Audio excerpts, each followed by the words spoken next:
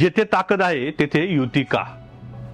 युतीत सत्ता मिळाली पण कार्यकर्त्यांचा विश्वास गेलाय का?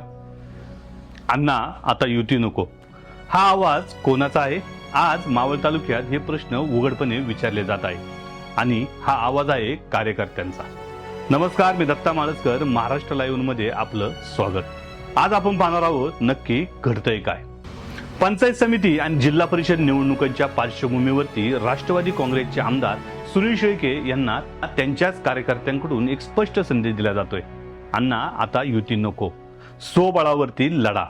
कारण मागील निवडणुकीचा त्यांचा अनुभव, मागील नगर परिषद निवडणुकीत तळेगाव दाभाडे येथे 17-11चा फॉर्म्युला ठरला. पहिले 2.5 वर्ष नगराध्यक्ष म्हणून संतोष हरिभाऊ दाभाडे यांना देण्यात आले, तर दुसऱ्या टर्ममध्ये नगराध्यक्ष हे राष्ट्रवादीचे काकडे असणारे. हा निर्णय समाज हितासाठी घेतल्याचं सांगितलं गेलं. पण प्रश्न असा आहे, या युतीतून खरोखर फायदा कोणाचा झाला?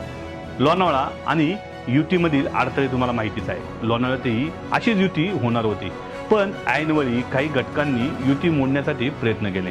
युतीसाठी पुढाकार घेणाऱ्या सुनील शेळकेंना पावले मागे घ्यावे लागले. राजकीय नाचक्की झाली असं कार्यकर्त्यांचं मत आहे आणि हा प्रश्न आता पुन्हा उभा राहिला आहे. युतीचा धर्म नेमका कोणी पाळला? तळेगावमध्ये नेमकं काय घडलं?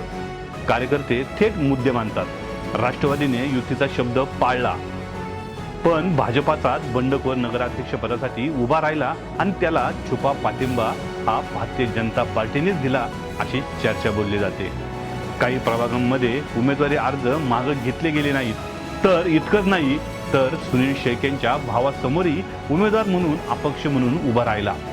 यातून एकच निष्कर्ष काढला जातो, युतीचा धर्म हा पाळला गेला नाही. त्यामुळे आज मावळमधील कार्यकर्त्यांचे स्पष्ट विचार आहेत. जेथे जनाधार आहे तिथे युती कशासाठी? स्वबळावर लढलो असतो तर निकाल वेगळा लागला असता. युती करून आपण विरोधकांना बळ देतोय का? नगर परिषद आणि नगरपंचायत निवडणुकात सुनील शेळकेंनी आपला करिश्मा दाखवून दिला आहे. 2 नगर परिषदांमध्ये नगराध्यक्ष, तर तळेगावमध्ये पुढील 2.5 वर्षांनी पुन्हा एकदा राष्ट्रवादीचा नगराध्यक्ष होणार आहे. मग प्रश्न उरतो, युती करून स्वतःच्याच पायावरती कुऱ्हाड मारली गेली का? आता नेमकी कार्यकर्त्यांची मागणी काय? तर कार्यकर्त्यांची मागणी स्पष्ट आहे. पंचायत समिती, जिल्हा परिषद निवडणुका या स्वबळावर लढल्या पाहिजेत. कुठलीही युती करायची नाही आणि राष्ट्रवादीची खरी ताकद जनतेसमोर दाखवावी असे कार्यकर्त्यांचे मत आहे.